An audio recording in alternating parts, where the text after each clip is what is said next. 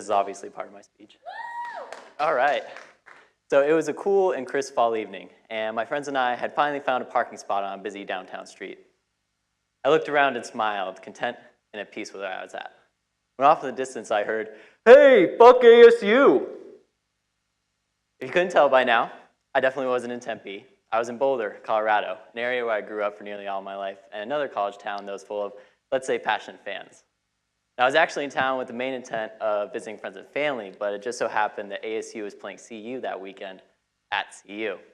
As a loyal Sun Devil, I decided to go and cheer on my team, fully dressed in my ASU gear. Now, I knew going into the game that I was going to be public enemy #1, and to prep for the trash talk, I thought about some good comebacks I could use to, more so than anything, diffuse these situations. Now, trust me, these had no intent of actually insulting the fans because, come on, it was me versus 30,000 other liquored up students. So fully on guard, my friends and I continued our walk towards the stadium. We made our way towards the stadium, and at first the heckles kept coming, and they were kind of invigorating, and my comebacks were killing it. But as we got closer, it eventually became exhausting and honestly pretty numbing. As we made our way towards our seats in the student section, the CU student section, I was immediately hit by a tsunami of boos from all around me. I was now in the lion's den. It was during the playing of the national anthem that I felt a tap on my shoulder, and I turned around to a large, what I could only describe as frat bro staring me down from the row behind me. "I think you're in the wrong spot," he said. Nah, I'm good here," I replied. "No, I really think you're in the wrong spot," he said, this time with a much more threatening tone in his voice. At this point, my girlfriend, who was standing right next to me and who already had me on a short leash, pulled me back towards facing the field and switched me spots. As the anthem continued to play, though, the frat bro then began to switch seats with his buddy behind me. Thankfully, this was immediately shut down by my girlfriend, who told him to go back to his seat.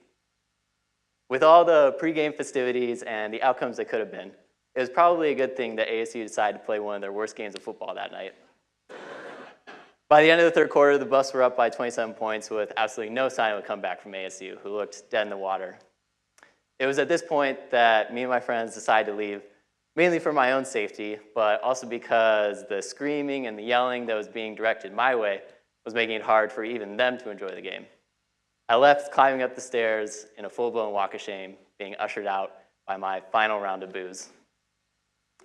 Looking back on it, over those 3 quarters, I'd never felt at ease with the crowd, even though they were the side that was winning the game.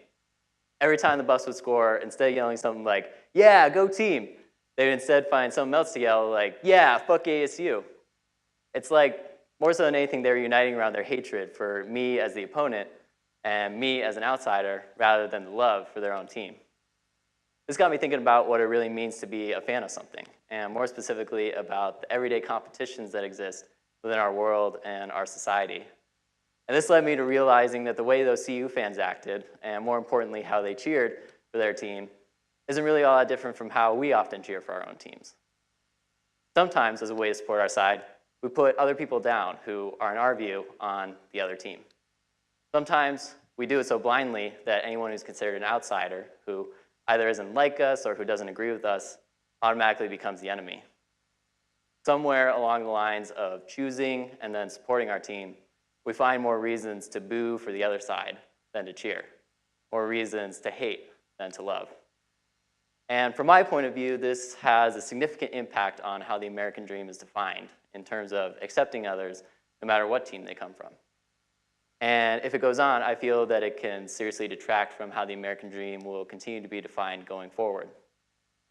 Because in a world of right and wrong and increasingly polarized fandom, it can sometimes be easy to forget about the line between disagreeing sides and decent humanity. But here's what you can do. As some of you may know, this Saturday, ASU will be playing CU here at Sun Devil Stadium. If you're going to the game and you see some poor sucker who is wearing CU gear and supporting their team, instead of going up to them and yelling in their face, go up to them and shake their hand and say, "Best of luck to you. May the better team win today." Because in the end, it just might make that fan like your team and your side just a little bit more. Thank you.